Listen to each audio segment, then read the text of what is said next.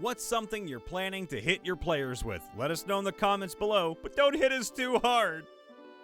Dungeon of the Mad Mage. My party is on floor 18. Ever since the beginning of the campaign, we began with Dragon Heist, I have been keeping a list of every single named NPC the party has killed, as well as any other criminal offenses they've committed. On floor 21, they are going to be put on trial by a fallen angel of Torm. The list of their crimes will be read at the trial, and it is an extensive list. I'm about to have a black dragon appear in a desert setting. I'm hopeful my players will have a few questions about that, as well as why their anti-undead spells aren't working on the local mummy population. Southern Gothic fantasy campaign, but they are about to realize it's an amalgam demi-plane when they happen upon the rusted-out hull of a 747.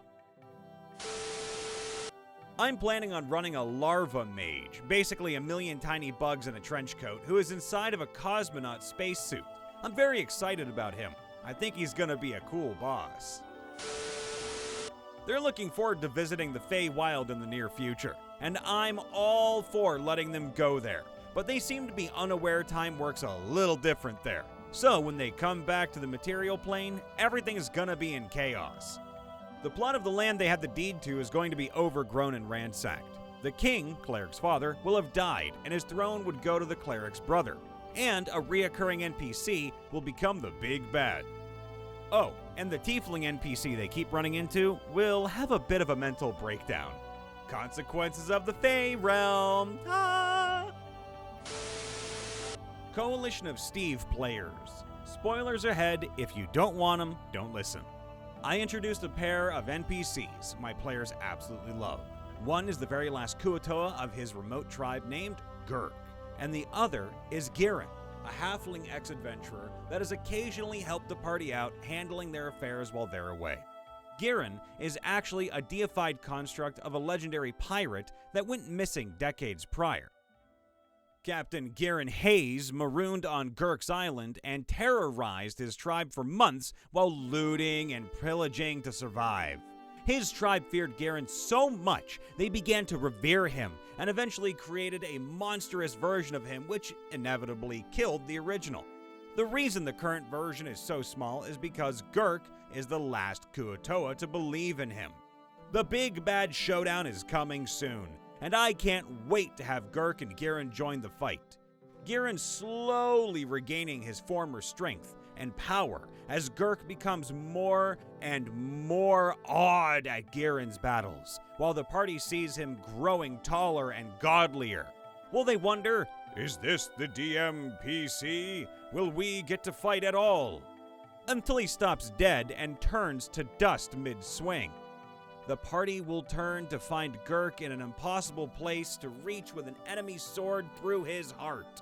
Gieren, scattered to the wind as Gurrk breathes his last. During a heist in a casino, all the NPC names are just puns. Miss Blossom, first name Cherry. A knight who is head of security, Sir Valiance. An ogre named P. Ogre. A dealer named Rouletta. The list goes on. Echoes of a Great Warrior. An Echo Knight whose different weapon proficiencies and skills have all collected in different echoes. Every time a party fights one, the defeated one shows up to help the next one they encounter. Eventually, an easy fight turns into a rough experience as action economy and tactics begin to wear on both resources and nerves. Then, hit them with the Echo Knight with his 2 guards. I can't say for sure, but it sounds to me like someone has come up with a Power Rangers joke for D&D, and the story about the party turning evil is just the setup for the punchline. But who knows, maybe we'll get to see a blow-by-blow write-up of this epic confrontation in a few weeks. Okay, this one's hilarious. I had the king of a really corrupt society walk into the room after a big fight, after having been watching them from afar for 3 days, and totally wiped the floor with the exhausted party members, and they all died. My campaign has an afterlife system. Don't worry, I'm not that cruel. It sounds pretty darn cruel to me. A cult. Like, an entire cult. I was hoping my players would have figured out to sneak past the mighty ceremony hall. They were 5 turns away from finding the exit. Nope, they had to go exploring. That's our cliffhanger right now. I'm looking forward to our next game. The penultimate dungeon in my game will either have a demi-lich or a monster that uses Titavilus's stat block. Have not decided on which yet, but it's still a few sessions, months away. Man, a while ago in my first homebrewed campaign with 2 friends, I came up with a really cool idea for a Halloween-style adventure, but I ended up not doing it because it'd take place way farther down the timeline I imagined for the campaign originally. For those who want to use it, it'd be a haunted mansion-style mystery, where the party, as well as various NPCs they knew and had never met before, were invited to a strange manor in the middle of nowhere.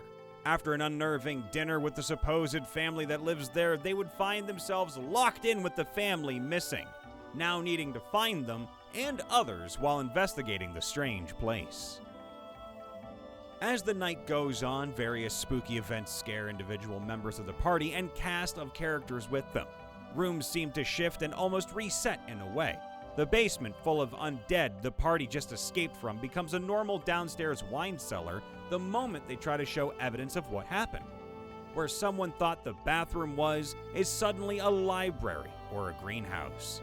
Hallways that make no sense, doors that Scooby-Doo yourself somewhere else. Figures and voices in the halls just out of earshot. Someone pinching characters and pulling their hair from out of sight.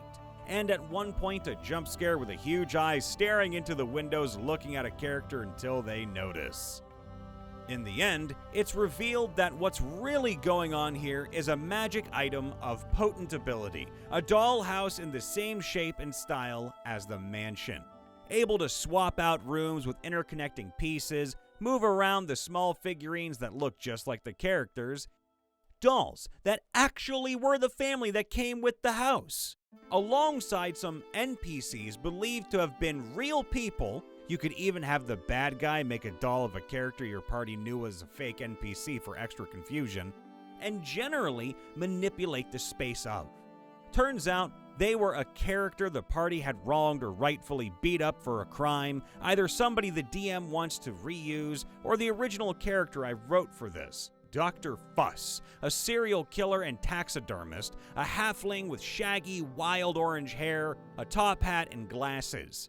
Like Mr. Hyde, but, more unhinged. Having a penchant for dark magic artifacts to use in his crimes, he found this after breaking out of jail and faking his death running away to use on the party. I'm about to hand them a prophecy, and immediately pivot to unleash about 24 monsters and an ancient blue dragon on them as a kick in the pants to leave the starting area of our campaign. We just started our new one. Also, that their trusted friend and mentor in this area is a traitor that let the monsters in to begin with. My 4 years running epic homebrew campaign is approaching its ending, so I've begun brainstorming for campaign number 2. What I had so far is spending early levels doing politics arcs and things like that, exploring the various phases of the city, all the while odd omens such as minor earthquakes and skittish animals occur. Then, at around level 5 or so, the Tarrasque is going to surface and begin its titanic feast with the city that they have been living in. Our previous session, the boys opened the door to the surgery room in an old logistics base that was overrun during the Solitude, a swarming undead event that happened several hundred years ago. They came face to face with Camdoc, a legendary berserker who demanded that he be raised himself should he ever fall in battle, as he wanted to continue fighting the Solitude even after his own death. The procedure worked. He is stronger now than he was in life, stronger than the party's barbarian even, and his enchanted heart will now beat forever, driving the rest of his body into combat as long as he still has bone and muscle to fight with. Too bad it did nothing to restore his mind. When they opened the security gate, Camdoc was right there. Bulging veins, lipless grin, and clawed, roided out arms twitching to rend, pound, and shred. There's a good reason Camdoc was locked up following his weird resurrection, and the party is about to find out what it is. They better roll high. One of my PCs is in on this, but in the midst of the night, he will be taken by a shapeshifter who takes his place. He has to act differently while playing as the shifter with certain tells, and his blood will be a different color. The PC himself will be stored in some sort of portable cell on the shifter's body for safekeeping, needing to reform or whatever, not quite sure yet. Mostly so it's not insta-death for the PC.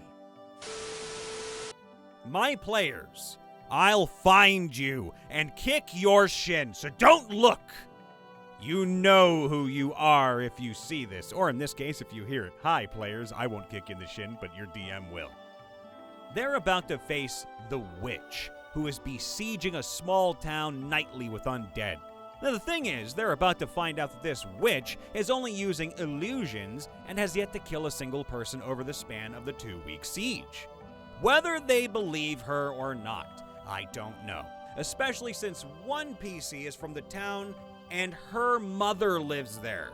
Secretly, the town is being puppeted by the true big bad evil guy and basically mind-controlled or influenced to harm themselves during the nightly fights to kill or maim themselves. Should the players choose wisely, one of 2 fights will occur, possibly even both. The fight with the witch will be legendary, as she will refuse to kill them and use her illusions, charms, and other spells to hold them back. Or, if they find the true villain, they'll reveal the eldritch horror lurking in the town and have an all-out battle through the town and its secret catacombs. However, in addition, should they kill the witch, I got one more plot twist. She will say some final words and fade away to ice and snow. She is a simulacrum for the real witch, who plays a larger part of the story down the line. Their actions now will influence her future actions, and this is the second time I've run this campaign. However, the last one died out right after this particular encounter, so I'm excited to finally play things out to its fullest. A while back, my players straight up refused to fight the big baddies and wandered off to do dumb stuff. It was a trio of sea hags with a group of kuatoas.